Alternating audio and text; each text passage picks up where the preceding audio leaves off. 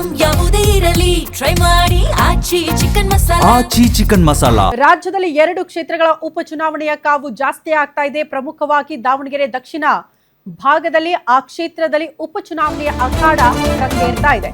ಪ್ರಮುಖವಾಗಿ ಬಿಜೆಪಿ ಅಭ್ಯರ್ಥಿ ಸತತವಾಗಿ ಟೆಂಪಲ್ ರನ್ ಮಾಡೋದಕ್ಕೆ ಮುಂದಾಗ್ತಿದ್ದಾರಂತೆ.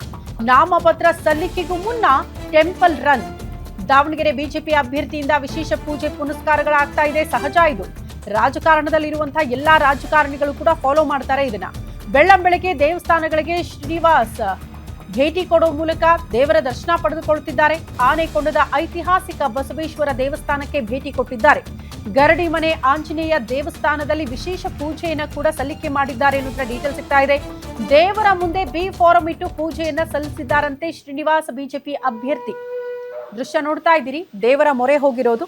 ವಿಶೇಷ ಪೂಜೆಯನ್ನ ಸಲ್ಲಿಕೆ ಮಾಡೋ ಮೂಲಕ ಬಿ ಫಾರಂ ಇಟ್ಟು ವಿಶೇಷ ಪೂಜೆ ಸಲ್ಲಿಸಿ ತದನಂತರದಲ್ಲಿ ಆ ಬಿ ಫಾರಂ ಅನ್ನ ಸಲ್ಲಿಕೆ ಮಾಡೋದಕ್ಕೆ ಅಂದ್ರೆ ನಾಮಪತ್ರ ಸಲ್ಲಿಕೆ ಮಾಡೋದಕ್ಕೆ ಶ್ರೀನಿವಾಸ್ ಅವರು ಮುಂದಾಗಲಿದ್ದಾರೆ. ಇವರೊಬ್ಬರೇ ಅಂತಲ್ಲ, ಈಗ 2 ಕ್ಷೇತ್ರದಲ್ಲೂ ಕೂಡ ನೋಡೋದಕ್ಕೆ ಸಿಗುವಂತ ಸಹಜ ದೃಶ್ಯಗಳಿವೆ.